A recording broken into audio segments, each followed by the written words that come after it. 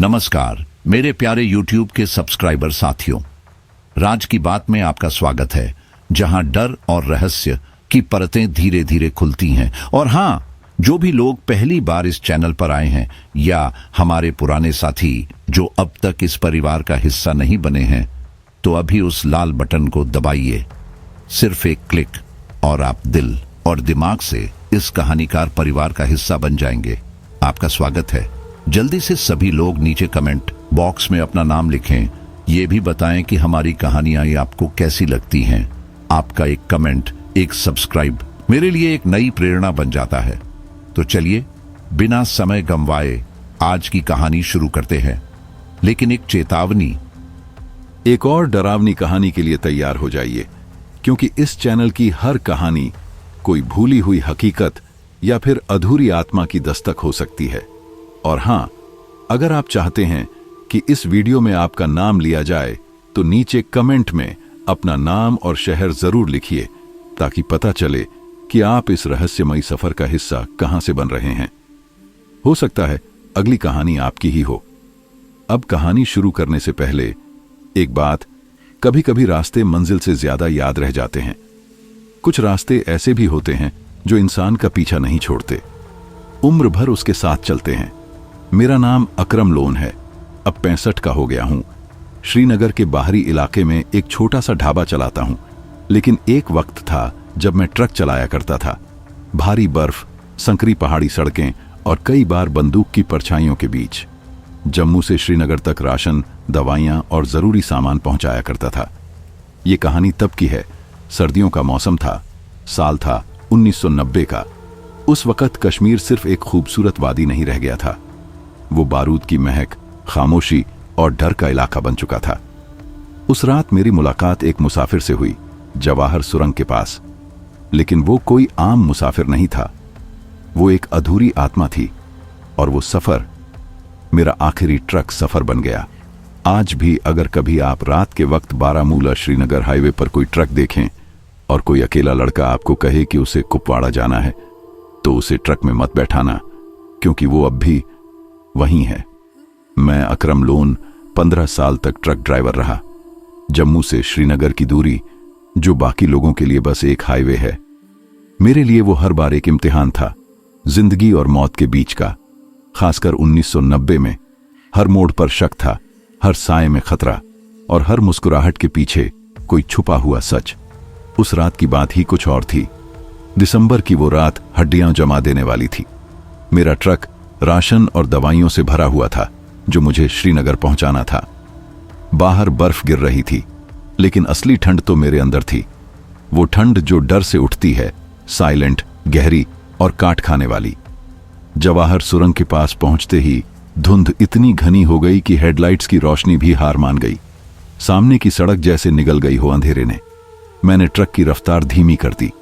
Radio बंद था, बस इंजन की भारी घरघराहट थी, जैसे किसी बूढ़े की थकी हिचकी। तभी एक आकृति सामने दिखाई दी। सफेद सलवार कमीज में एक युवक, उम्र कोई 25-26 के आसपास। बाल भीगे हुए थे, चेहरा ऐसा जैसे किसी पुरानी फटी तस्वीर से निकला हो। बेरंग, स्थिर, लेकिन आंखों में गहराई थी। कुछ ऐसा जो जबान से बयां नहीं किया जा सकता। मैंने ट्रक रोका, हाथ कांप रहे थे, शायद डर से। कौन हो तुम? मैंने खिड़की से बाहर झांक कर पूछा। उसने कुछ नहीं कहा, बस हाथ से इशारा किया, जैसे लिफ्ट मांग रहा हो। उसकी उंगलियां नीली पड़ चुकी थीं, मानो काफी देर से ठंड में खड़ा हो। कहां जाना है? मैंने फिर पूछा। आवाज में घबराहट थी। धीरे से बोला, बनिहाल, मां इंतजार कर रही है। बनिहाल? सुरंग के दूसरी तरफ? यहां उस वक्त कोई नहीं आता, वो भी रात के 2:30 बजे, जब जवान भी पेट्रोलिंग से बचते हैं। मैंने बमुश्किल कहा, चढ़ जा। वो चुपचाप ट्रक के दरवाजे पर चढ़ा और बिना एक भी शब्द बोले बगल वाली सीट पर बैठ गया। उसकी सांसें बेहद धीमी थीं, जैसे शरीर में जान बाकी ही नहीं। मैं फिर से ड्राइव करने लगा। कुछ मिनट बाद माहौल हल्का करने के लिए मैंने बातचीत की कोशिश की। नाम क्या है तुम्हारा? वो कुछ सेकंड चुप रहा, फिर बोला, आफताब। मैंने सिर घुमाकर उसकी तरफ देखा। इतनी रात को यहां अकेले क्या कर रहे थे? उसने मेरी ओर देखा, लेकिन कोई जवाब नहीं दिया। बस आगे शून्य में घूरता रहा, जैसे उसका शरीर यहां था लेकिन आत्मा कहीं और अटकी हुई। मैंने रेडियो ऑन किया लेकिन कोई सिग्नल नहीं था। हवा में बर्फ की गंध थी और एक अजीब सी ठंडक ट्रक के अंदर घुस आई थी। मैंने महसूस किया आफताब अब मुझे घूर रहा है। उसकी आंखें स्थिर थीं, ठंडी, खाली। आपको डर नहीं लगता? अचानक उसने पूछा। मैं चौंका। सवाल सीधा था लेकिन लहजा ऐसा जैसे किसी और दुनिया से आया हो। डर तो हर रोज लगता है, मैंने जबरन मुस्कुराते हुए कहा, पर अब आदत हो गई है। आदत कभी काफी नहीं होती, उसने धीरे से कहा। मैंने गौर किया। उसके कपड़े अब भी गीले थे, लेकिन हैरानी की बात यह थी कि सीट पर नमी का कोई निशान नहीं था, कोई पानी नहीं, कुछ भी नहीं। यह बात मेरे जहन में चुभ गई, लेकिन मैंने खुद को समझाया, शायद मेरी आंखें धोखा खा रही हैं। सुरंग में घुसते ही माहौल और भी भारी हो गया। हेडलाइट्स सुरंग की दीवारों पर अजीब अजीब परछाइयां बना रही थीं। आफताब एकदम चुप, उसकी नजरें शीशे से बाहर कुछ तलाश रही थीं। तुम्हारे माँ बाप बनिहाल में रहते हैं? मैंने पूछा। कोई जवाब नहीं। आफताब? इस बार मैंने थोड़ा जोर से कहा। उसने मुड़कर मेरी ओर देखा। उसकी आंखों में अब एक चमक थी, अजीब, डरावनी। वो अब नहीं है, लेकिन मैं जा रहा हूं आखिरी बार मिलने। मेरे हाथ स्टीयरिंग पर जकड़ गए, गला सूख गया। क्या मतलब? मैं बस फुसफुसा सका। उसने एक हल्की सी मुस्कान दी, होंठ हिले, लेकिन कोई आवाज नहीं निकली। तभी ट्रक के रेडियो से अचानक एक टूटी फूटी आवाज आई। आफताब लोन, तुम कहां हो? मैं चौंक गया। रेडियो बंद था। फिर ये आवाज। मैंने झट से उसकी तरफ देखा। सीट खाली थी। मैंने ट्रक रोक दिया, झटके से दरवाजा खोला। अंदर कोई नहीं था। सीट देखी, सूखी थी, नहीं, गीली थी। किसी के बैठने का निशान था। क्या मैंने सपना देखा? मैं ट्रक से उतर गया। धुंध इतनी थी कि हाथ भी ना दिखे। तभी सुरंग के एक कोने में हल्की लालटेन की रोशनी दिखी।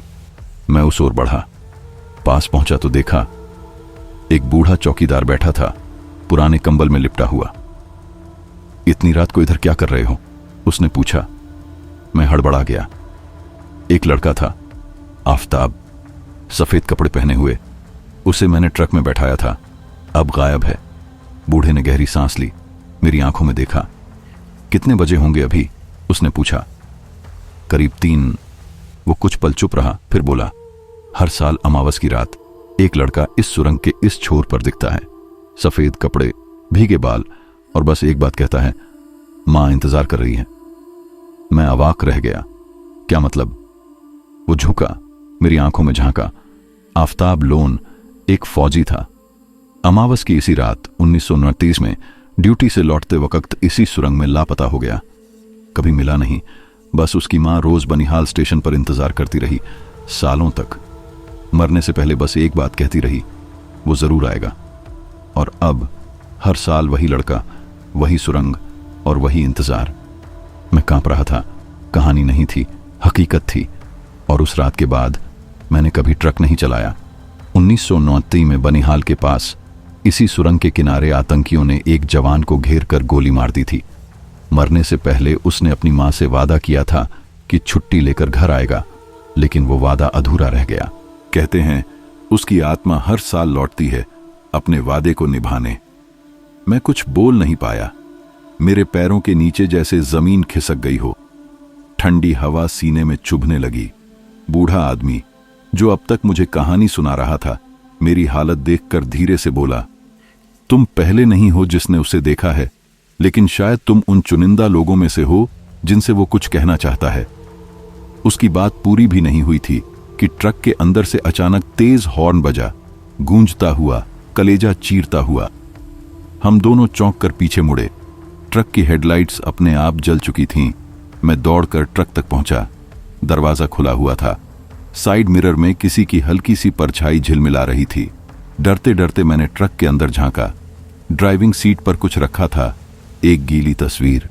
मैंने कांपते हाथों से तस्वीर उठाई। उसमें वही लड़का था, आफताब, अपनी मां की गोद में बैठा मुस्कुरा रहा था। मैंने आंखें बंद कर ली। सुरंग की दीवारों से किसी की धीमी फुसफुसाहट गूंजने लगी, मैं आ रहा हूं मां। तस्वीर को मैंने देर तक हाथ में थामे रखा। गीली थी, शायद बारिश से या शायद किसी और चीज से। लेकिन उस तस्वीर में मां की मुस्कान और आफताब की मासूम आंखें, जैसे बर्फ के बीच कोई गर्म याद धड़क रही हो। हवा में अब भी कुछ अनकहा तैर रहा था, जैसे कोई अधूरी बात, कोई रुक गया सफर। मैंने तस्वीर को धीरे से डैशबोर्ड में रखा और ट्रक फिर से स्टार्ट कर दिया। सुरंग पार करते ही उजाला थोड़ा घना हो गया, लेकिन भीतर का अंधेरा अब भी मेरे साथ था। बनिहाल की घाटी उतरते हुए सुबह के हल्के रंग आसमान में घुलने लगे थे। आंखों में नींद भरने लगी, लेकिन दिमाग अब भी सतर्क था, जिंदा और चौकन्ना। मैंने रास्ते में एक ढाबे पर ट्रक रोका, चाय के लिए। ढाबे का बूढ़ा मालिक मुझे घूर रहा था, जैसे कुछ पहचानने की कोशिश कर रहा हो। शायद मैं थका हुआ लग रहा था, या शायद कुछ और बात थी। रात में जवाहर सुरंग से आए हो? उसने पूछा। मैंने सिर हिला दिया। कोई मिला क्या वहां? उसने चाय बनाते हुए पूछा। मैं चौंका। क्या मतलब? वो कुछ पल चुप रहा, फिर हल्की सी मुस्कान के साथ चाय सामने रख दी। कुछ लोग लौटते नहीं, कुछ रुक जाते हैं रास्तों में। इतना कहकर वो अंदर चला गया। मैं चुपचाप चाय खत्म की और ट्रक में लौट आया। आगे का सफर लंबा था और मैं चाहता था कि दिन चढ़ने से पहले श्रीनगर पहुंच जाऊं, लेकिन फिर वो मिला, एक और मुसाफिर। गुलमर्ग के पास एक मोड़ पर बर्फ फिर से गिरने लगी थी। ट्रक धीरे धीरे रेंग रहा था जब मेरी नजर सड़क किनारे खड़े एक आदमी पर पड़ी। वो हाथ हिला रहा था, लिफ्ट मांग रहा था, सफेद शॉल लपेटे, आंखों में अजीब बेचैनी। मैंने ट्रक रोका। मुझे कुपवाड़ा जाना है, जल्दी, उसने कहा। नाम? मैंने पूछा। तारिक, उसने जवाब दिया। उसके लहजे में कुछ ऐसा था जिसने मुझे और सवाल पूछने से रोक दिया। उसकी आंखों में थकान नहीं, एक अजीब सी जल्दबाजी थी, जैसे वक्त से भाग रहा हो या शायद किसी से। मैंने उसे बैठा लिया। ट्रक चल पड़ा, लेकिन कुछ अजीब हुआ। उसके चढ़ते ही ट्रक हल्का लगने लगा, जैसे बोझ कम हो गया हो। मैंने मन में शक को झटका और पूछा, क्या करते हो? शिक्षक हूं। कहां पढ़ाते हो? पहाड़ों के पास एक छोटे गांव में। नाम भूल गया होगा आप। उसका जवाब सुनकर कुछ चुभा, जैसे कोई पुराना जख्म कुरेद दिया हो। मैंने मुस्कुराकर बात बदली, लेकिन ध्यान अब उसी पर था। उसकी भाषा बहुत शुद्ध थी और लहजा जैसे किसी पुराने जमाने का आदमी हो। कुछ देर बाद ट्रक का रेडियो खुद ब खुद ऑन हो गया। एक पुराना भजन बजने लगा, मन मोरा बावरा। मेरी भौहें सिकुड़ गईं। यही भजन मैंने बचपन में सुना था, जब पापा पुराने ट्रांजिस्टर पर चलाया करते थे। लेकिन ये चैनल तो अब सालों से बंद है। फिर ये कैसे? तारिक चुपचाप बैठा था, आंखें बंद किए, जैसे वो भजन उसे कहीं और ले जा रहा हो। संगीत पसंद है? मैंने पूछा। उसने सिर हिलाया। ये भजन मेरी मां गाया करती थीं 1972 में, जब उन्हें आखिरी बार देखा था। मैं चौंका। कब की बात कर रहे हो? 1992, उसने धीरे से दोहराया। मेरी सांस अटक गई। अब ध्यान गया। उसके कपड़े पुराने फैशन के थे, जूते घिसे हुए, कोट से कपूर की हल्की महक आ रही थी, वही जो पुराने बक्सों से आती है। मैंने ट्रक का तापमान मीटर देखा। सुई धीरे धीरे शून्य की ओर जा रही थी, जबकि हीटर चालू था। ट्रक के अंदर कोई अदृश्य ठंड फैल रही थी। एक ठंडी परछाई गर्दन से लेकर रीढ़ तक उतरने लगी। मैंने अब साफ शब्दों में पूछा, कुपवाड़ा क्यों जा रहे हो? कुछ अधूरा काम है, स्कूल की किताबें बांटनी हैं, वहां कुछ बच्चे हैं जो इंतजार कर रहे हैं। अब उसकी आंखें मुझसे नहीं मिल रही थीं, वो कहीं और देख रहा था। कौन से स्कूल से हो तुम? दारुल नूर पब्लिक स्कूल। मैं कांप गया। वो तो 1983 में जल गया था आग में। उसने मेरी तरफ देखा, पहली बार सीधा। हां, मुझे पता है। ट्रक के अंदर सन्नाटा पसर गया। रेडियो बंद हो गया। इंजन की आवाज अब दिल की धड़कनों में मिल गई थी। तारिक, मैंने उसका नाम लिया। वो चुप रहा। तुम कौन हो? इस बार उसने हल्की सी मुस्कान दी और बोला, एक वादा हूं जो पूरा नहीं हुआ। मेरे माथे पर पसीना आ गया, जबकि बाहर बर्फ गिर रही थी। अब तुम्हें कहां छोड़ूं? मैंने घबरा कर पूछा। जहां रास्ता खत्म होता है, उसने कहा। अब हम कुपवाड़ा की ओर बढ़ रहे थे, लेकिन जीपीएस काम नहीं कर रहा था। मोबाइल नेटवर्क चला गया था। रास्ता धुंध में खोने लगा। मैंने ट्रक रोका, बाहर झांका। चारों तरफ सफेदी थी, लेकिन सामने एक टूटा फूटा बोर्ड दिखा, दारुल नूर पब्लिक स्कूल, 500 मीटर। यहां? मैंने पूछा। वो धीरे धीरे ट्रक से उतरा। तुम्हारा नाम, पूरा नाम क्या है? मैंने पूछा। तारिक अहमद शाह। वो आगे बढ़ गया। मैं उसका पीछा करना चाहता था, लेकिन कुछ ही कदम बाद वो धुंध में खो गया। मैं दौड़ा, आवाज दी, तारिक। कोई जवाब नहीं। उस दिशा में भागा जहां वो गया था। वहां एक टूटी हुई स्कूल बिल्डिंग थी, जलकर खाक हो चुकी। लकड़ियों की राख और किताबों के जले हुए टुकड़े अब भी बिखरे थे। एक कोना अब भी जलने की बू दे रहा था। जमीन पर एक किताब पड़ी थी, गणित, कक्षा 5, शिक्षक तारिक अहमद शाह। पन्नों में स्याही ताजा लग रही थी। मैंने किताब उठाई, लेकिन मेरी उंगलियों के स्पर्श से पन्ने धीरे धीरे राख में बदलने लगे। पीछे से एक धीमी सी आवाज आई, बच्चे अब भी इंतजार कर रहे हैं। मैं पलटा, वहां कोई नहीं था, लेकिन दूर कहीं स्कूल की घंटी बजी। मैं ट्रक की ओर दौड़ा, इंजन स्टार्ट किया। स्टीयरिंग पकड़ते हुए उंगलियां जम चुकी थीं। तापमान मीटर अब भी 0 पर था। मैंने ट्रक मोड़ा। अब मैं कुपवाड़ा से वापस लौट रहा था, लेकिन एक सवाल मेरे भीतर ठहरा हुआ था। अगर आफताब एक अधूरी यात्रा था, तो तारिक एक अधूरी कहानी। और मैं उस पुल पर था जहां ये कहानियां अब भी चल रही थीं, परछाइयों की शक्ल में। जवाहर सुरंग में दाखिल होते ही जैसे कोई अदृश्य पर्दा मेरे इर्द गिर्द लहराने लगा। बाहर की बर्फ जरूर बदन को जमा रही थी, मगर सुरंग के अंदर की ठंड अलग ही किस्म की थी, कच्ची, भारी और जैसे जमी हुई सांसों से भरी हुई। मैंने ट्रक का हॉर्न दबाया, लेकिन वो खुद ब खुद चीख उठा, तेज, बेमकसद, जैसे किसी ने दर्द से कराहते हुए आवाज निकाली हो। मैंने झटके से ब्रेक मारा, स्टीयरिंग कसकर पकड़ लिया। हॉर्न की गूंज सुरंग की दीवारों से टकराकर लौट रही थी, पर उसका असर ऐसा था मानो कोई अंदर ही अंदर सिसक रहा हो। फिर वही हुआ जो सबसे ज्यादा डरावना था, एक औरत के रोने की आवाज, धीमी, कांपती हुई, जैसे उसकी आत्मा गहराई से टूट गई हो। मैंने घबराकर पीछे देखा। ट्रक में तारिक अब भी चुपचाप बैठा था, उसकी आंखें सीधे सामने, लेकिन चेहरा सूना, इतना सूना कि लगा वो उस रोने की आवाज को न सिर्फ सुन रहा था, बल्कि पहचान भी रहा था। सुन रहे हो? मैंने धीमे, डरे हुए स्वर में पूछा। उसने सिर हिलाया, बहुत हल्का सा, पर मुंह से एक शब्द भी नहीं निकाला। मैंने गाड़ी फिर से चलानी शुरू की, मगर अब हर मीटर के साथ दिल की धड़कन तेज होती जा रही थी। लगता था जैसे सुरंग जिंदा है, सांस ले रही है, धीमी, गहरी, डरावनी। तभी ट्रक के रेडियो से कुछ टूटी फूटी पर पहचानी सी आवाजें आने लगीं। एक सख्त, कर्कश आवाज गूंजी, चेक पोस्ट नंबर 3 से रिपोर्ट, घुसपैठ की आशंका है, फायरिंग की सूचना मिली है। मैं सन्न रह गया। ये आवाज, मैं जानता था इसे। 90 के दशक में जब मैंने पहली बार ट्रक चलाना शुरू किया था, ऐसे ही संदेश चेक पोस्ट से मिलते थे। पर अब तो उस रूट पर कोई चेक पोस्ट ही नहीं बचा था। रेडियो भी बस FM म्यूजिक चैनल पकड़ता था। तुमने सुनी वो आवाज? मैंने पूछा। यही की थी, तारिक ने पहली बार बिना हिचक बोले। क्या मतलब? जो आवाजें यहां गूंजती हैं वो कभी जाती नहीं। ये सुरंग सिर्फ रास्ता नहीं, ये उनकी सांसें समेटे हुए हैं जो यहीं रह गए, उसने कहा। उसका लहजा बिल्कुल सपाट था, जैसे सच बोल रहा हो, कड़वा, निर्विकार सच। मुझे अजीब सी घबराहट होने लगी। हाथ बर्फ जैसे ठंडे हो गए। तापमान मीटर पर निगाह डाली, सुई 3DGC पर थी। इतनी ठंड तो बाहर भी नहीं है, मैंने बुदबुदाया। तभी एक झटका सा महसूस हुआ। पीछे की सीट से कांच टूटने जैसी तेज आवाज आई। मैंने ब्रेक मारे। ट्रक लड़खड़ा कर रुका। पीछे पलटकर देखा, पीछे की खिड़की पूरी तरह टूटी हुई थी, पर वहां कोई नहीं था। मैं बाहर निकला। बर्फ में लिपटी सीट पर एक पुरानी सी तस्वीर पड़ी थी, भीगी हुई।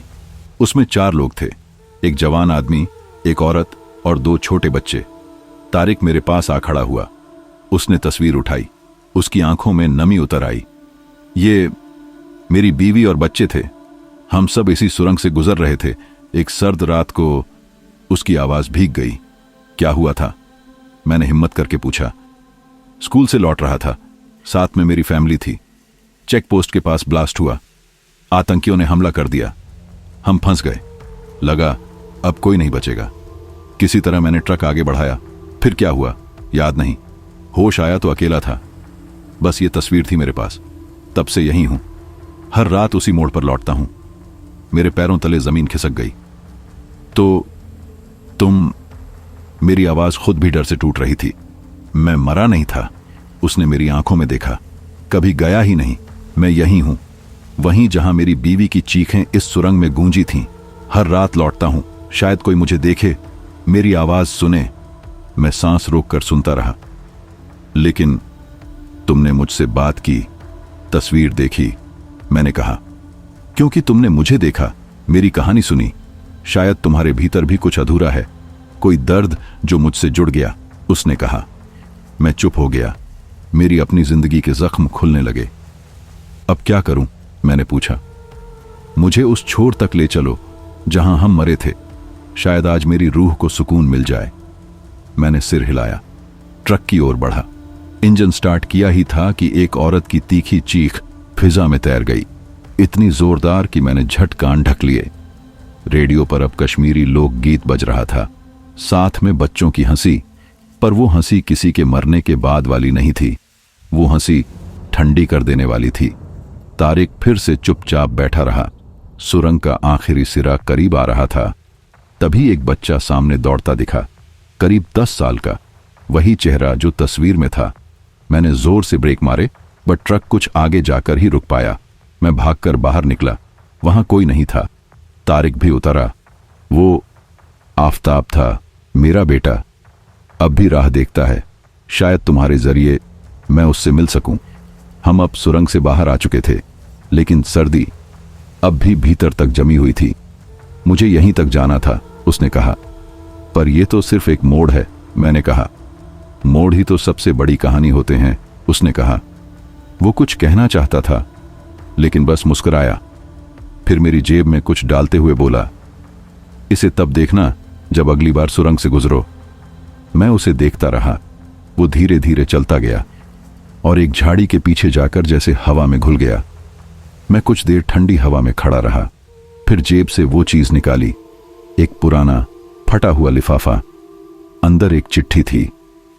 अगर कभी कोई तुम्हारी कहानी सुनने को तैयार हो तो बताना कि हम अब भी इंतजार में हैं। मैंने वो चिट्ठी बैग में रख ली। ट्रक फिर से चल पड़ा, लेकिन अब मैं अकेला नहीं था। मेरे साथ थीं अधूरी आवाजें, अधूरे लोग, जिनकी सांसें अब भी सुरंग की दीवारों में बसी थीं। और अब एक और नाम मेरे भीतर गूंज रहा था, आफताब। मैंने रियर व्यू मिरर में देखा, और जो देखा वो मेरी रूह को हिला गया। तारिक की जगह अब एक जली हुई लाश बैठी थी। उसकी त्वचा से धुआं उठ रहा था, आंखें खोखली थीं, चेहरा झुलसा हुआ, लेकिन वो मुस्कुरा रहा था, एक अजीब जानकार मुस्कान। उसके हाथ में एक पुराना अखबार था, जैसे वो उसकी आखिरी पहचान हो। मैंने ब्रेक दबाने की कोशिश की, पर वो जाम हो चुके थे। ट्रक अब मेरे कंट्रोल में नहीं था, वो जैसे खुद चल रहा हो। मेरी हथेलियां पसीने से भीगी थीं, आंखें चकाचौंध और दिल हथौड़े की तरह धड़कता जा रहा था। अखबार पर एक हेडलाइन छपी थी, 1952 ट्रक दुर्घटना में शिक्षक समेत 3 की मौत। नीचे धुंधली तस्वीरें थीं, एक आदमी, एक औरत, 2 छोटे बच्चे। तस्वीरें पहचानने लायक नहीं थीं, लेकिन दिल पहचान रहा था। 1932 पहली बार यही रूट अकेले चला था। बर्फबारी थी। एक टूटी हुई गाड़ी देखी थी सुरंग के पास, लेकिन रुका नहीं। शायद डर गया था, या सोचा था कोई और मदद करेगा। क्या वो वही हादसा था? क्या वो ट्रक मेरा ही था? मेरे माथे पर पसीने की बूंदें टपकने लगीं। फिर मिरर में देखा, अब सीट खाली थी। जली हुई लाश जैसे कभी थी ही नहीं। ट्रक की उस सीट पर अब भी कुछ रखा था, वही पुराना अखबार का टुकड़ा जो पहले धुंधला सा दिख रहा था, अब बिल्कुल साफ नजर आ रहा था। उस पर छपी तारीख ने मेरा दिल थाम लिया। 15 दिसंबर 1952। आज से ठीक 7 साल पहले की। मैंने एक झटके में ब्रेक दबाया और इस बार गाड़ी बिना किसी दिक्कत के रुक गई। ट्रक की आवाज थमते ही एक सन्नाटा गूंजने लगा। मैंने दरवाजा खोला, बाहर निकला और बर्फ से ढकी घाटी की ओर गहरी सांस लेते हुए देखा। सब कुछ सफेद था, मगर उस सफेदी में कोई रहस्य छुपा बैठा था, जैसे हवा खुद कोई राज फूंक रही हो। मैंने धीरे से ट्रक की ओर रुख किया और अखबार उठाया। उसके नीचे कुछ और दबा था, एक टूटा हुआ छोटा गोल शीशा, जेब में रखने वाला आईना। जैसे ही मैंने उसे उठाया और देखा, मेरी सांस थम गई। उसमें मेरा चेहरा नहीं था, उसमें तारिक का चेहरा झलक रहा था। वही मासूम शिक्षक वाला चेहरा, शांत, भला सा, जला हुआ नहीं, मगर उसकी आंखों में जैसे कोई सवाल अटका हुआ था, जैसे कुछ कहना चाहता हो। नहीं, यह सब मेरी थकान का असर है, मैंने खुद को समझाने की कोशिश की। शायद दिमाग अखेल कर रहा है, मगर अंदर एक धीमी मगर सख्त आवाज फुसफुसा रही थी, नहीं, यह सच है। मैं ट्रक के पिछले हिस्से की तरफ बढ़ा, जहां माल रखा था। एक बंडल अचानक खिसका और जमीन पर गिर पड़ा। उसके नीचे एक और अखबार दबा था। यह पहले से भी ज्यादा साफ था। कुपवाड़ा में अज्ञात ट्रक ड्राइवर द्वारा मदद की अनदेखी, परिवार की दर्दनाक मौत। यह हेडलाइन पढ़ते ही मेरे भीतर कुछ चटक गया। रिपोर्ट में लिखा था, हादसे की रात एक ट्रक वहां से गुजरा था, लेकिन रुकने के बजाय निकल गया। वो मैं था, मैं ही वो ट्रक था। मेरी आंखें भीग गईं। क्या मैंने किसी को मरने के लिए छोड़ दिया था? और अगर हां, तो क्या अब वही आत्माएं मुझसे हिसाब मांगने आई हैं? मेरे हाथ कांपने लगे। जैसे तैसे ट्रक में चढ़ा, तभी रेडियो अपने आप चालू हो गया। इस बार कोई लोकगीत नहीं था, बल्कि कोई कराहता हुआ स्वर था। वकलत ने सवाल नहीं किया, अकरम, तूने भी नहीं? मैं चौंक गया। यह आवाज तारिक की थी। तूने देखा था, तूने सुना था, फिर रुक क्यों नहीं गया? मैं कुछ बोलना चाहता था, लेकिन मेरी आवाज जैसे गले में अटक गई थी। तभी ट्रक की खिड़की पर किसी ने दस्तक दी, बहुत धीमी लेकिन साफ। मैंने बाहर झांका। एक बूढ़ा आदमी खड़ा था, फौजी कपड़े पहने हुए। बेटा, रुकना मत, आगे मत जाना, उसने कहा। क्यों? मैंने दरवाजा खोलते हुए पूछा। जिस रास्ते पर तू जा रहा है, वो अब सिर्फ सड़क नहीं है, वो उन लोगों की जमीन बन गई है जिनका सच दबा दिया गया। मैं भी वहीं था उस रात, मिलिट्री में था। बच तो गया, बट कभी चैन से जी नहीं पाया। क्या आप तारिक को जानते हैं? मैंने धीरे से पूछा। उसकी आंखें डर से फैल गईं। तारिक अब नहीं है, और तब भी नहीं था जब उसे होना चाहिए था। जो उसके साथ हुआ, वो इंसानों से नहीं, फैसलों से हुआ। कुछ फैसले बर्फ से भी ज्यादा ठंडे होते हैं। मुझे सच जानना है, मैंने दृढ़ता से कहा। वो कुछ पल चुप रहा, फिर बोला, तो सुन और याद रख, उस रात सिर्फ हादसा नहीं हुआ था, वो हादसा रचा गया था। उस ट्रक में जो शिक्षक था, उसने कुछ देख लिया था, कुछ ऐसा जो उसे नहीं देखना चाहिए था। एक काफिला, हथियार, सौदे जो घाटी में नहीं आने चाहिए थे। मेरा गला सूख गया। तो तारिक को चुप कराने के लिए? हां, उसने कहा। उसकी मौत एक चेतावनी थी, और अब वो आत्मा तुझे जवाबदेह मानती है। तुझे चुना गया है। वो अपनी जेब से एक छोटी डायरी निकालकर मेरी ओर बढ़ा। ये तारिक की है, हादसे वाली जगह से मिली थी, कभी पढ़ नहीं सका, अब तू पढ़। मैंने डायरी खोली। पहले पन्ने पर लिखा था, अगर कोई यह पढ़ रहा है तो समझ लेना कि मैं सच से भागा नहीं था, बस उसे समेटते हुए कहीं खो गया। शायद यही मेरी सजा है, अपनी चुप्पी का बोझ। फौजी ने मेरी पीठ पर हाथ रखा। तू खास है अकरम, शायद तारिक तुझसे कुछ कहना चाहता है, आखिरी बार। मैंने ट्रक स्टार्ट किया। फौजी दूर खड़ा देखता रहा, लेकिन मेरा मन वो अब भी पीछे कहीं अटका हुआ था। ड्राइविंग सीट पर कुछ ठंडा सा महसूस हुआ। वही टूटा हुआ शीशा अब भी कांप रहा था। मैंने फिर उसमें देखा। इस बार मेरा चेहरा था, लेकिन आंखों में एक साफ बोझ दिखाई दे रहा था। शायद अगला मोड़ मुझे आफताब तक ले जाएगा, शायद कुछ और सच सामने आएंगे, या शायद मेरी अपनी आत्मा जो अब सवाल कर रही थी। जैसे ही ट्रक झेलम नदी के किनारे रुका, बाहर बर्फ गिर रही थी, धीरे, शांत, मगर भीतर एक बेचैनी फैल रही थी। इंजन बंद हो चुका था, लेकिन रेडियो अब भी चालू था। वही पुराना भजन, वही 1992 की रात की गूंजती धुन।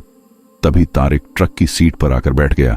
खिड़की से बाहर देखते हुए बोला, यही मेरी आत्मा भटकी थी, यही मेरी आवाज दफन हुई थी।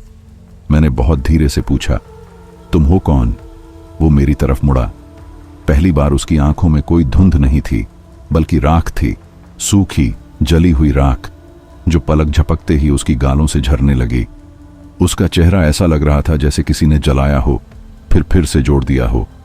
जगह जगह फटी हुई त्वचा, होंठ जैसे सदियों से कुछ कहने की कोशिश में जमे हुए। मैं वो हूं, वो बोला, जिसे सबने भुला दिया। मौत ने मुझे लिया, सुकून नहीं दिया। मैं गवाह हूं उस साजिश का, उस खामोशी का। मैं घबरा गया, लेकिन जैसे कोई अदृश्य ताकत मुझे खींच रही थी। क्या मैं उस हादसे का हिस्सा था? मैंने कांपते स्वर में पूछा। वो कुछ नहीं बोला, बस ट्रक से उतर गया और झेलम की ओर बढ़ गया। मैं भी उसके पीछे चल पड़ा।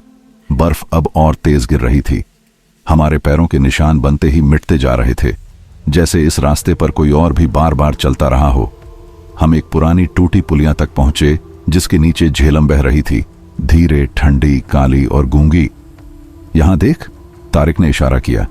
पानी की सतह पर एक जर्जर डिब्बा तैर रहा था, शायद किसी पुराने ट्रक का हिस्सा। उस पर उर्दू में लिखा था, मूल्य से पहले मौन। ये मेरा सामान था, तारिक बोला। उसमें कुछ था जो सब कुछ बदल सकता था। क्या? मैंने पूछा। उस ट्रक में सिर्फ मैं नहीं था, अकरम। एक फाइल भी थी, सेना और चरमपंथियों की सांठगांठ की। मैं वो फाइल स्कूल से निकाल लाया था। सोचा था शायद दुनिया बदल दूं। लेकिन दुनिया ने तुझे बदल दिया, मैंने धीरे से कहा। उसने हाँ में सिर हिलाया। अब वो फाइल, उसका वाक्य अधूरा रह गया। तभी हवा में एक कर्कश चीख गूंजी, बहुत पास से, बहुत तीखी। मैंने पीछे मुड़कर देखा। एक परछाई खड़ी थी, एक औरत की परछाई, सफेद शॉल में लिपटी, सिर झुकाए हुए। चेहरा दिखाई नहीं दे रहा था, लेकिन उसकी मौजूदगी ने मेरी रीढ़ में बर्फ सी सर्दी भर दी।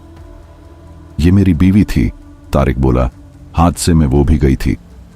वो परछाई धीरे धीरे हमारी ओर बढ़ने लगी। मेरी सांसें थम गईं। मैं पीछे हटने लगा। तभी तारिक ने मेरा हाथ पकड़ लिया। नहीं, भाग मत, अब तुझे सब देखना होगा, सब कुछ। वो परछाई हमारे पास आ गई। उसके पास से गुजरते ही मेरे कानों में एक अजीब झंझनाहट गूंजने लगी, जैसे 100 आवाजें एक साथ कुछ बोल रही हों, लेकिन कोई भी शब्द समझ नहीं आ रहे थे। मेरे सिर में अजीब सी भनभनाहट होने लगी। सिर जैसे फटने को था। आंखें खुद ब खुद बंद हो गईं, और जब खोलीं तो मैं झेलम के किनारे नहीं था। मैं एक पुराने वीरान घर के आंगन में खड़ा था।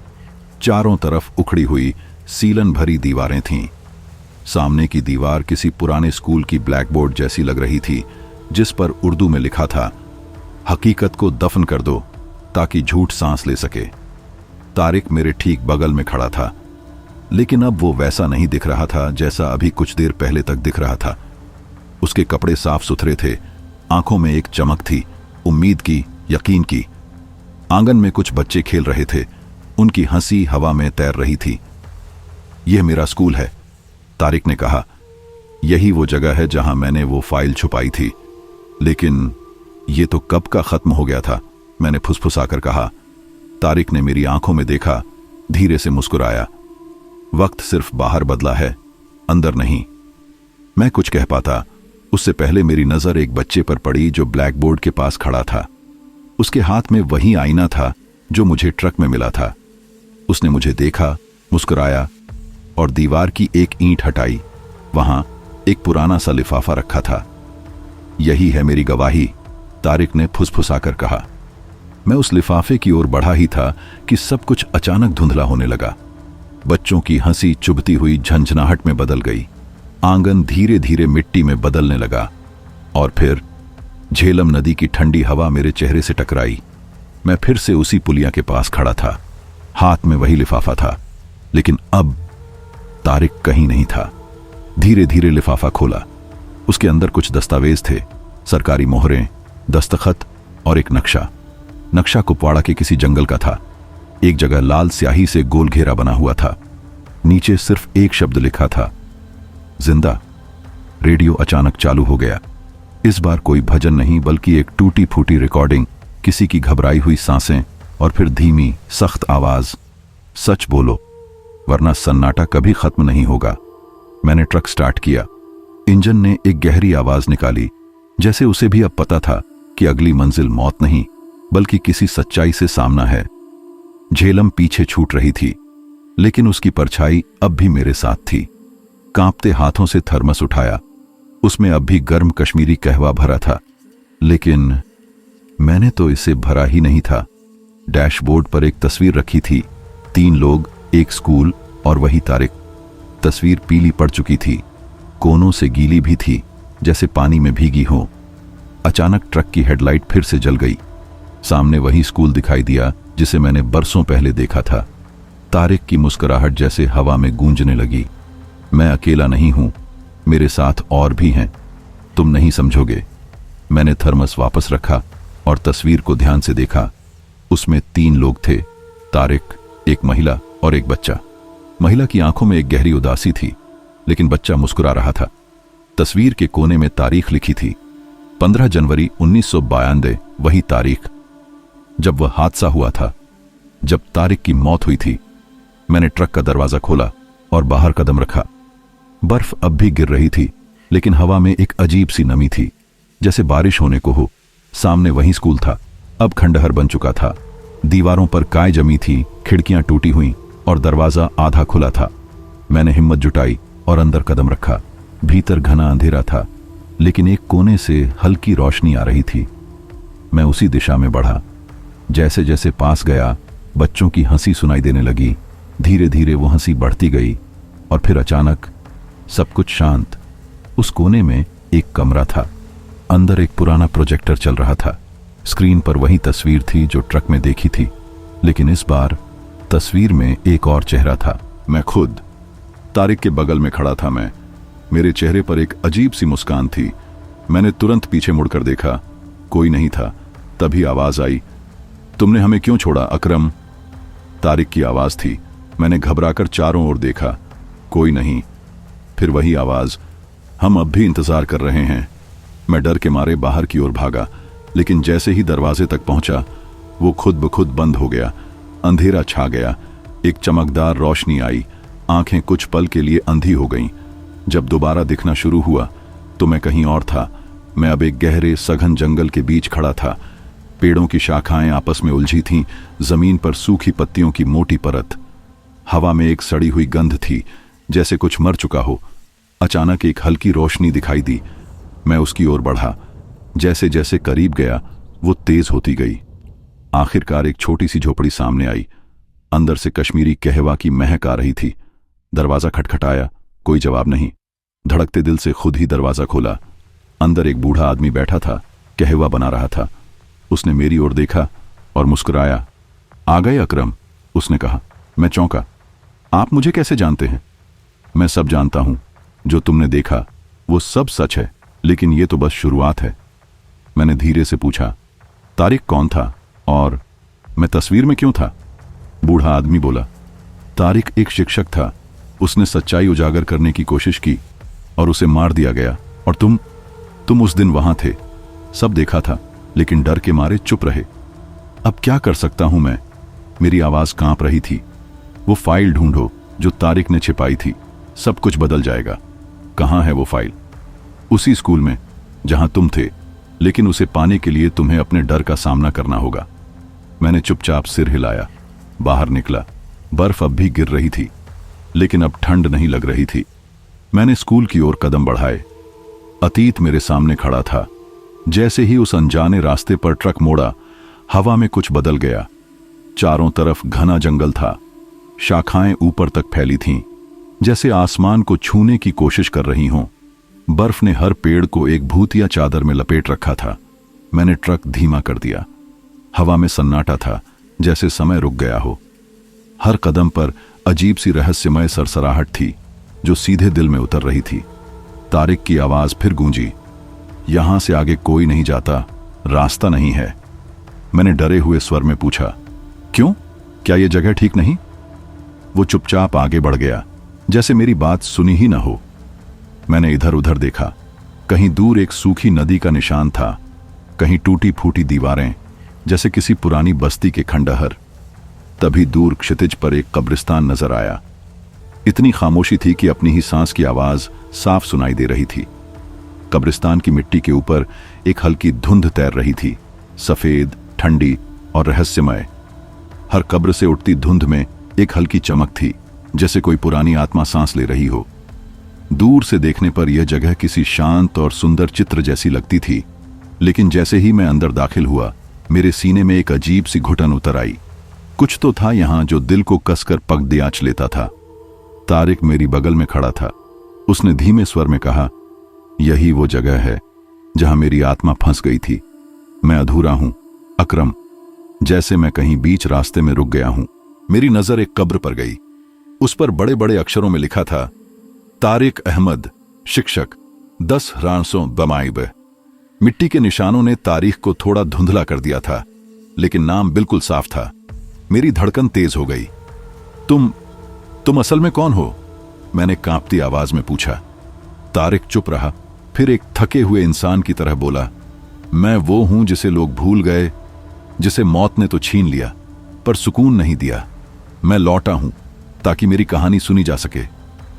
अचानक मेरी पीठ पर किसी ने हाथ रखा। मैं चौंक कर मुड़ा। एक औरत खड़ी थी। उसकी आंखें राख जैसी धूसर और थकी हुई थीं। उनमें एक गहरी तकलीफ थी जो इंसान की रूह को भेद दे। उसने धीरे से पूछा, याद है तुम्हें अकरम? मैंने उसकी ओर देखा, हैरान, डरा हुआ। तुमने हमें देखा था लेकिन कुछ किया नहीं। हम वहीं मर गए जहां तुम्हारे कदम रुक गए थे। तुमने हमारी मदद नहीं की। मेरे रोंगटे खड़े हो गए। उसने मेरा नाम लिया था। अचानक मेरे जहन में 1992 की एक बर्फीली रात की कुछ धुंधली झलकियां चमकीं। बर्फ, चीखें, धुआं और मेरी खुद की भागती हुई परछाई। तुम कौन हो? मैंने मुश्किल से पूछा। उसने धीरे कहा, मैं नसीमा हूं, उस स्कूल की शिक्षिका जहां तुमने तारिक को देखा था। उस रात हम सब मदद के लिए पुकारते रहे पर कोई नहीं आया। मेरी आंखें भीग गईं। उस रात मैं डरकर वहां से भाग गया था। आज मैं उन्हीं लोगों के सामने खड़ा था जिन्हें मैंने अनजाने में छोड़ दिया था। तारिक ने गंभीर लहजे में कहा, अब हमें पूरा होना है अकरम, और तुम्हें सच्चाई सामने लानी होगी। उस स्कूल की फाइलें अब भी वहां हैं। उन्हें ढूंढना होगा, जिस सच को लोग सालों से दबा रहे हैं। मुझे लगा जैसे कोई बोझ उतर गया हो। मेरी टांगें कांप रही थीं, लेकिन अब दिल में डर नहीं था, सिर्फ एक मकसद था। मैंने देखा तारिक और नसीमा मेरे साथ चल पड़े। हम कब्रिस्तान के बीच खड़े थे। तभी एक तेज हवा चली और उनकी आकृतियां धुंध में धीरे धीरे घुलने लगीं, जैसे वे अब मुक्त हो रहे हों। मैं अकेला खड़ा रह गया, लेकिन भीतर एक नई आग जल रही थी, सच की आग। अगली सुबह बर्फबारी के बीच मैंने ट्रक निकाला और उस पुराने स्कूल की ओर चल पड़ा जिसका जिक्र तारिक और नसीमा ने किया था। रास्ता कठिन था, हर मोड़ बर्फ में दबा हुआ और फिसलन भरा, लेकिन मैं रुका नहीं। स्कूल पर पहुंचते ही मेरी सांस अटक गई। पुरानी इमारत अब बस एक खंडहर थी। दीवारें टूटी थीं, लोहे की रेलिंगें जंग खाई और झुकी हुईं, खिड़कियां बिखरी हुईं। हर ओर गहरा सन्नाटा, जैसे वहां अब भी मौत घूम रही हो। मैंने खुद से कहा, अब यही मेरी जिम्मेदारी है। मुझे इस कहानी को दुनिया तक पहुंचाना है। स्कूल के दरवाजे से बाहर निकलते वक्त मैंने पलट कर देखा। तारिक और नसीमा खड़े थे। बर्फ पर उनकी परछाइयां साफ दिख रही थीं। अब तुम हमारी आवाज हो, तारिक ने कहा। नसीमा मुस्कुराई। हम अब शांति में हैं। और फिर दोनों धुंध में खो गए। मेरा दिल भारी था, लेकिन मन हल्का हो गया था। मुझे पता था मेरी यात्रा अभी खत्म नहीं हुई है। असली लड़ाई तो अब शुरू हुई है। मैं ट्रक में बैठा। अंदर सन्नाटा था, जिसमें सिर्फ मेरी धड़कनों की आवाज थी। नसीमा की आंखों में जो दर्द था, उसकी गूंज अब भी मेरे भीतर थी। हम सब उसी ट्रक में थे। उसकी आवाज गूंजी, सिर्फ तुम बचे थे अकरम। उसने मेरा नाम फिर से लिया। वो एक शब्द मेरे अंदर किसी जंग लगे ताले की तरह खुल गया। फिर याद आया, एक हादसा, तेज रफ्तार ट्रक, एक टक्कर, आग, चीखें और फिर एक खामोशी।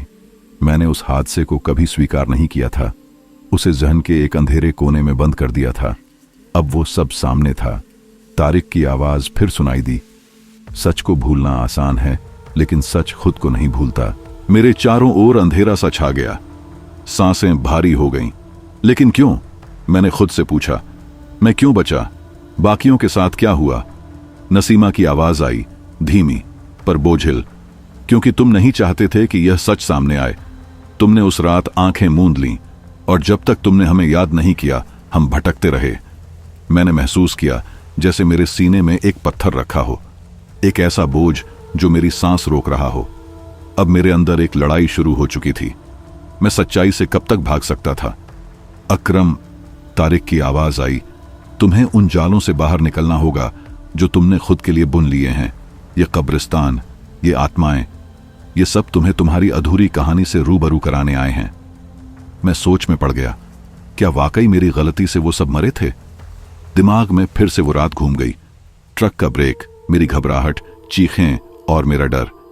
क्या मैं दोषी हूं? मैंने खुद से पूछा। डर, अपराध बोध, पछतावा, तीनों मिलकर एक तूफान की तरह मुझ में गूंज उठे। लेकिन तारिक की आवाज फिर आई, इस बार शांत और स्पष्ट। यहां आना यह साबित करता है कि तुमने जिम्मेदारी को स्वीकार कर लिया है। अब आगे बढ़ने का वक्त है। मैंने गहरी सांस ली, ट्रक का दरवाजा खोला। बाहर की ठंडी हवा मेरे चेहरे पर लगी। अब डर नहीं था, अब सिर्फ सच्चाई थी। सच की कब्र वहीं होती है जहां उसे दबा दिया जाए, तारिक ने कहा, और हम सब तुम्हारे साथ हैं। मैंने ट्रक से उतरते हुए महसूस किया, यह सिर्फ एक यात्रा नहीं थी, यह मोड़ था, मेरे जीवन का मोड़। एक अधूरी कहानी को मुकम्मल करने की शुरुआत, जहां मुझे अपने डर, अपनी गलतियों और अपनी जिंदगी की सच्चाई से सामना करना था। शायद वहीं से इस कहानी ने असल रूप लेना शुरू किया। लेकिन यह कहानी सिर्फ मेरी नहीं है, ये उन सभी की है जो रास्ता भटक गए, जिन्हें कभी सुना नहीं गया। मैंने देखा कि तारीख की परछाई अब धुंधली पड़ने लगी थी, लेकिन उसकी मौजूदगी अब भी मेरे आसपास महसूस हो रही थी। तभी मेरी नजरों के सामने एक नया दृश्य उभरा। एक पुराना, धूल से ढंका कागजी बैग। जैसे ही मैंने उसे उठाया, एक अजीब सी घबराहट जो अंदर से मुझे खा रही थी, थोड़ी कम हुई। उस बैग में वही सारे दस्तावेज थे जो उस स्कूल की काली सच्चाई बयां करते थे। मैंने खुद से कहा, अब पीछे नहीं हट सकता, अब इस सच्चाई को सामने लाना ही होगा। ट्रक में वापस बैठते हुए मेरी हथेली पर ठंडी हवा की एक हल्की परत छू गई, और उसी पल मुझे एहसास हुआ कि मेरा सफर अब और भी खतरनाक होने वाला है।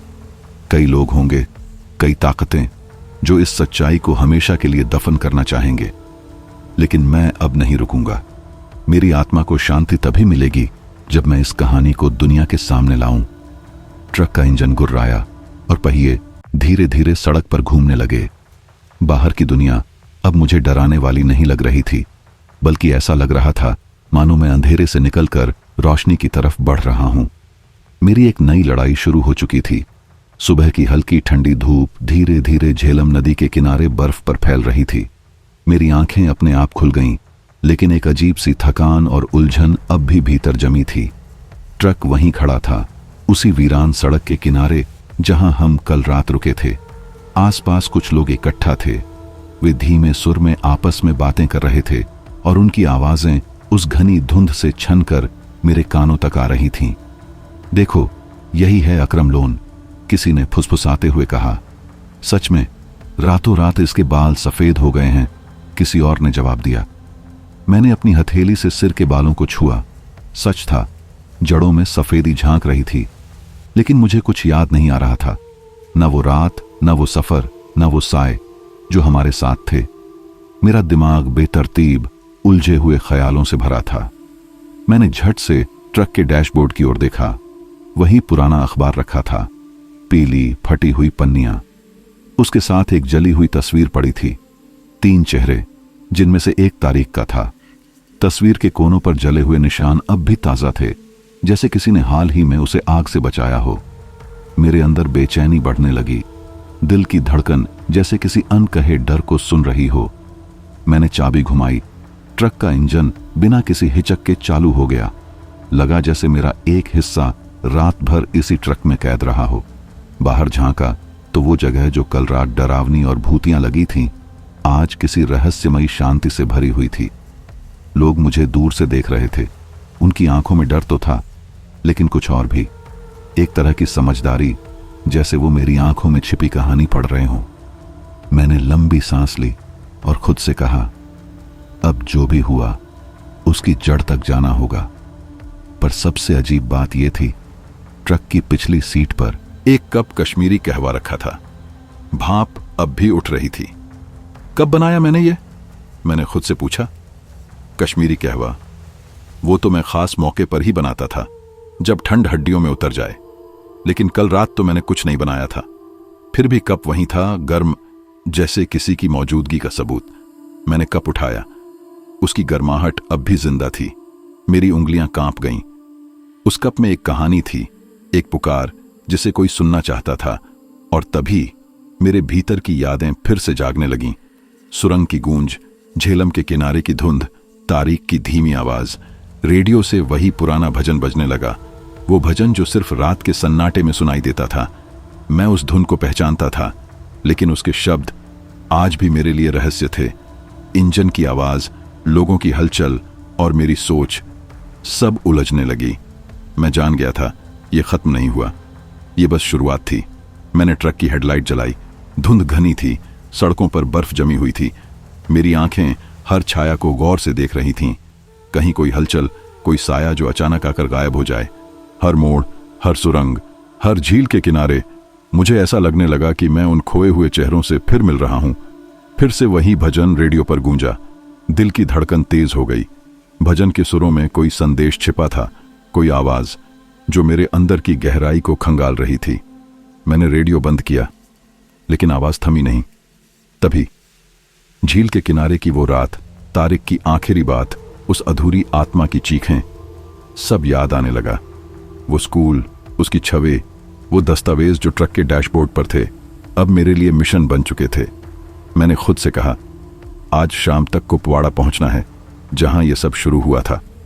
शायद वहां के लोग, वो दस्तावेज और कोई गवाह इस भूतिया कहानी के अगले पन्ने खोल सके। रास्ते में एक धीमी सी आवाज सुनाई दी। मैंने ट्रक की रफ्तार कम की, चारों तरफ देखा, कुछ नहीं था। पर वो आवाज अब भी मेरे कानों में गूंज रही थी, जैसे कोई मुझे पुकार रहा हो। मैंने फिर से उस कहवे के कप को थाम लिया। गर्म था अब भी। क्या ये उन आत्माओं का संदेश है जो चाहती हैं कि मैं सच उजागर करूं? रात गहराने लगी थी। सड़कें वीरान, धुंध और बर्फ से ढकी। हर मोड़, हर पेड़ जैसे कुछ छिपा रहे हों। लेकिन अब डर नहीं था, अब सिर्फ एक जिम्मेदारी थी, कश्मीरी घाटी की उन खोई हुई आत्माओं के लिए एक आवाज बनना। मैंने मन ही मन कहा, तुम्हारी आवाजें सुन रहा हूं तारीक, अब मैं पीछे नहीं हटूंगा। तुम्हारे लिए और उनके लिए जिनकी यादें इस धुंध में खो गई हैं। ट्रक के पहिए फिर से घूमने लगे और मैं उस धुंध से एक नए सवेरे की ओर बढ़ गया। एक ऐसा सवेरा जिसमें सिर्फ एक ट्रक ड्राइवर की कहानी नहीं थी, बल्कि उन भटकती आत्माओं की भी थी, जिनकी रूहें अब इंसाफ की उम्मीद रखती थीं। ट्रक का इंजन अब सिर्फ एक धुंधली याद बनकर रह गया है, एक ऐसा हिस्सा जो मेरी जिंदगी से उसी रात के साथ कट गया, जब मैं झेलम के किनारे से लौटा था। वो रात जिसने मुझे कब्रिस्तान की दरारों में छिपे हुए सच से रूबरू कराया। उसके बाद मैंने ट्रक चलाना छोड़ दिया। अब मैं श्रीनगर से कुछ दूरी पर हाईवे किनारे एक छोटे से ढाबे का मालिक हूं। यह ढाबा बड़ा नहीं है, कुछ लकड़ी की बेंचें, मिट्टी की दीवारें और एक पुराना रेडियो जो कभी कभार बजता है। लेकिन यहां का सुकून कुछ अलग है। हर शाम जब सूरज घाटी की बर्फीली पहाड़ियों के पीछे छिपता है, तो उसकी आखिरी किरणें इस ढाबे की खिड़कियों से छनकर भीतर आती हैं। उस पल सब कुछ शांत हो जाता है। सड़कों की थकान हो या दिल की बेचैनी, सब कुछ देर के लिए थम सा जाता है। ढाबा चलाना आसान नहीं, लेकिन कम से कम अब मैं उस बीती रात के साए से थोड़ी देर के लिए दूर रह पाता हूं। मगर रात होते ही, जब ग्राहक जा चुके होते हैं और आग की गर्मी मंद पड़ने लगती है, वो परछाइयां लौट आती हैं, वही पुरानी जानी पहचानी परछाइयां। मैं जानता था जो कुछ भी हुआ वो अब मेरे जीवन का स्थायी हिस्सा था, एक ऐसा हिस्सा जिसे मैं चाहकर भी मिटा नहीं सकता। यहां हर रोज कई लोग आते हैं, कुछ मुसाफिर, कुछ स्थानीय और कुछ सिर्फ थकान उतारने वाले। लेकिन एक युवक ऐसा था जो हर शाम ठीक समय पर आता। सफेद सलवार कमीज, शांत चेहरा और आंखों में गहराई, जैसे कोई अधूरी कहानी छुपी हो। वो हमेशा एक कोने में बैठता, बिना कुछ कहे एक कप कश्मीरी कहवा मंगवाता, पीता और फिर चला जाता। न मुस्कान, न बातचीत, सिर्फ एक गहरी खामोशी। मैंने कभी उससे बात करने की कोशिश नहीं की, शायद इसलिए कि मुझे डर था, डर इस बात का कि कहीं वो कुछ ऐसा न कह दे जो मैं सुनना नहीं चाहता। ढाबे के कुछ लड़कों ने उससे उसका नाम ठिकाना पूछा, लेकिन वह सिर्फ देखता और चुप रहता। किसी ने एक बार कहा था कि शायद वो कुपवाड़ा की ओर जाना चाहता है, वही जगह जहां मेरी और उसकी कहानी एक दूसरे में उलझी थी। पर सच तो ये था कि वो पहले ही वहां पहुंच चुका था, कम से कम आत्मा से। वो सिर्फ किसी जगह का राही नहीं था, वो किसी अधूरी कहानी का जिंदा पात्र था। और मुझे लगता है शायद मैं भी। कई बार मैं सोचता, शायद वो युवक इंसान नहीं, उसी रात की एक परछाई है, एक आत्मा जो अब भटकती नहीं, बस मुझे देखती है। कभी कभी वह सीधा मेरे सामने खड़ा हो जाता, उसकी आंखें मुझे ऐसे घूरती जैसे मेरे भीतर झांक रही हों। मैं कुछ कह नहीं पाता और वह कुछ बोलता नहीं। उस चुप्पी में एक अजीब सी तासीर होती थी, जैसे मेरी सारी भूलें, सारे डर उसके सामने नग्न हो जाते हों। उसकी मौजूदगी ने मुझे यह समझाया कि जो लोग चले जाते हैं वो मरते नहीं। उनकी यादें, उनकी पीड़ाएं, उनकी अधूरी ख्वाहिशें हमारे आसपास रह जाती हैं, बस हम उन्हें देख नहीं पाते। कभी कभी वे लौट आते हैं, सच को दिखाने, उस सच्चाई को जिसे हम खुद से छुपा लेते हैं। मैंने खुद से यह सवाल कई बार पूछा, क्या मैं उस रात के सच को स्वीकार कर पाया हूं? क्या मैं उस त्रासदी से भाग निकला हूं? जवाब हमेशा अधूरा रहता, क्योंकि मेरे भीतर वो हादसा अब भी गूंजता था, जैसे कोई टूटी हुई घंटी जो हर रात बजती है। धीरे धीरे ढाबे पर भीड़ कम होने लगी थी, पर्यटक अब कम आते थे, लेकिन वो युवक हर रात आता रहा, बिल्कुल समय पर, कभी नहीं चूका। उसकी चुप्पी और मेरी चुप्पी के बीच कोई अनकहा संवाद था, जैसे हम दोनों ही एक ही हादसे के अलग अलग किरदार हों। कभी कभी मैं सपनों में उसी रात लौट जाता था। सुरंग की गूंजती दीवारें, टूटे शीशों की आवाज, झेलम की सिहरन और वो कब्रें जिनसे हल्की नीली रोशनी निकलती थी, और वो स्कूल की तस्वीरें जिनके चेहरे जले हुए थे, और वो धीमा भजन जो मेरे कानों में आज भी गूंजता है। मेरे भीतर डर था, पछतावा था और एक बेचैन जिज्ञासा। मैं जानता था उस रात की कहानी अभी खत्म नहीं हुई है। वो सच जो मैं खोज रहा था शायद मेरे सामने ही बैठा था, सफेद कपड़ों में, खामोश। एक रात जब बाहर बर्फ गिर रही थी और हवा में कड़ाके की ठंड थी, वह युवक फिर आया, लेकिन आज कुछ अलग था। उसकी आंखों में चमक थी, जैसे कोई गहरा राज समझ में आ गया हो। उसने जेब से एक पुरानी मुड़ी हुई कागज की थैली निकाली और मेरी तरफ बढ़ा दी। मैंने थैली खोली, उसमें वही पुराना अखबार था जो मुझे उस रात ट्रक में मिला था। मैंने कांपते हाथों से उसे खोला। उसके बीच कुछ तस्वीरें थीं। उन तस्वीरों में मैं भी था, पर चेहरों पर अजीब सी चमक थी, जैसे मौत के उस पार से वापस लौटे हों। मैंने युवक की तरफ देखा। उसकी आंखें बोल रही थीं, लेकिन उसका मुंह अब भी खामोश था। मुझे समझ आ गया, अब मैं इस सच को और नहीं छुपा सकता। यह सच अब सामने आना ही था। मेरे भीतर जैसे कोई तूफान फूट पड़ा। डर, थकान और सवाल सब एक साथ बाहर आ गए। मैंने कांपती आवाज में उससे पूछा, क्या तुम वही हो? क्या तुम मुझे वो सब दिखाने आए हो जो मैं भूल गया था? वह सिर्फ सिर हिलाता रहा। उसकी चुप्पी मेरे दिल को छू गई। मैं जान गया, अब समय आ गया है। अब मुझे अपने अतीत का सामना करना होगा। ढाबे के बाहर बर्फ गिरती रही और रात की खामोशी गहराती गई, लेकिन मेरे भीतर जो शोर था वह अब थमने वाला था। युवक ने धीमी आवाज में कहा, जो चला गया वह मरता नहीं, वो हमारी यादों में, हमारी सांसों में जिंदा रहता है। मैंने गहरी सांस ली। सच सामने था और मैं अब पीछे नहीं हट सकता था। सालों बीत चुके हैं। अब मैं वो ट्रक ड्राइवर नहीं हूं जो रोज जम्मू से श्रीनगर के बीच जिंदगी की सुई पर चलता था। वो रात मेरी जिंदगी को हमेशा के लिए बदल गई। डर, पछतावा और उन खोई आत्माओं की कहानियां मेरे भीतर हमेशा रह गईं। अब मैं बस इस ढाबे का मालिक हूं। शाम को जब लोग आते हैं तो कुछ चाय पीते हैं, कुछ अपनी कहानियां सुनाते हैं, लेकिन एक चेहरा हमेशा लौटता है। वही युवक, वही सफेद सलवार कमीज, वही गहरी आंखें। वो आता है, बैठता है, खामोशी से कहवा पीता है और चला जाता है। अब मुझे डर नहीं लगता। अब मैं जानता हूं वह भी मेरी तरह सुकून की तलाश में है, और शायद अब हम दोनों की तलाश एक ही मोड़ पर पूरी होगी। मैं अब भी सोचता हूं, क्या वाकई मरने के बाद भी लोग हमारे साथ रहते हैं, या फिर हम खुद ही अपने भूतों को साथ लेकर चलते हैं? शायद सच दोनों के बीच कहीं छुपा है। वो रात मेरी जिंदगी से कभी नहीं गई और शायद जाएगी भी नहीं। उस रात जब वो युवक हमेशा की तरह चुपचाप मेरे सामने बैठा था, मैंने पहली बार कुछ कहा। आवाज धीमी थी लेकिन दिल से निकली थी। तुम्हें अब जाना होगा, मैंने नजरें झुकाए हुए कहा। शायद अब तुम्हें सुकून मिल जाए। उसकी आंखों में एक हल्की सी चमक आई, जैसे किसी ने उसकी पीड़ा को पहली बार महसूस किया हो। उसने सिर झुकाया, धीरे से उठा और दरवाजे की ओर चला गया।